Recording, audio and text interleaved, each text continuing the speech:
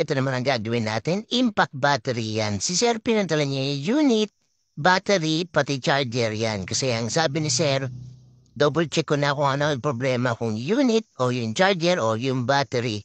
At ayan, syempre, chinek natin yung battery, kima natin ang volts yan, nakita natin bagsak na yung volts nung battery. Kaya ang gagawin natin dito ay repack battery. Yan, una natin gagawin, syempre, tanggalin muna natin yung hinang, yung BMS. Dahil para matanggal natin yung battery niya, kailangan maiangat muna natin yung BMS at after natin maiangat yung BMS, tatanggalin naman natin yung nickel niya sa pagkaka-spot weld. Ayan, kung mapapansin nyo, dinatanggal natin yung hinang ng BMS. Kung magdi-DIY kayo, mas maganda na i-check nyo yung mga wire yan. Mapapansin nyo dyan, merong yung black and yung B negative, tapos B1, B2, B3, B4, and B positive yan para matandaan nyo. Ito, natanggalan natin yung BMS niya at ang susunod naman natin ay yung nickel yan. Sa pagtatanggal ng nickel, dandahanin nyo. Iwasan nyo mapagdikit kasi kung may bolts pa yan, pwedeng mag-short yan. Ayan, mapapansin nyo yung battery niya may mga kalawang na din. Tapos, yan, tanggalin natin yung nickel. Sa pagtatanggal ng nickel, dahan-dahan lang din. Mamamaya masugatan pa kayo.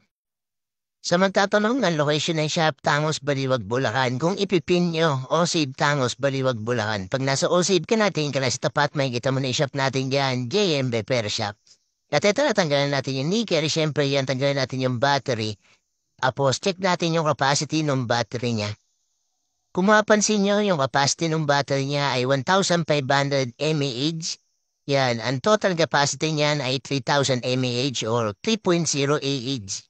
At ito, papalitan natin ang brand new battery, true rated battery. Ang capacity nito per cell ay 2,600 mAh.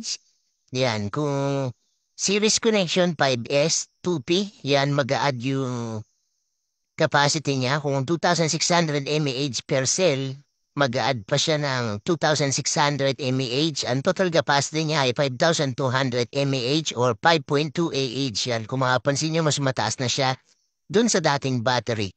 At ito na spot weld na rin natin ang gagawin natin dyan. Hinangin muna natin yung BMS ulit. Yan, kung mapapansin nyo, muna natin hinangin na yung black wire. Yan yung B negative.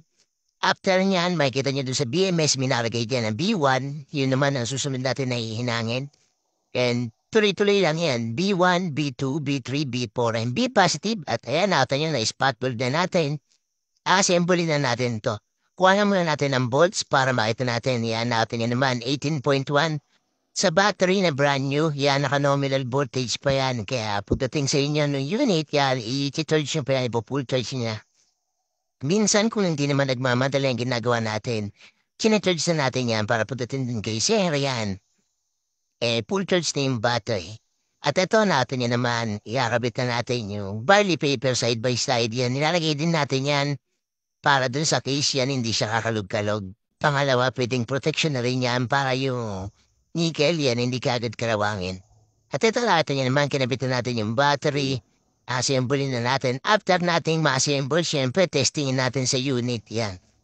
Ang kabilin-bilinan ni Sir, testingin natin sa unit kung talagang gagana. At yan, syempre, testingin natin para makita natin talaga na yung battery ang may problema sa kanya. Kaya ayaw gumana ng unit.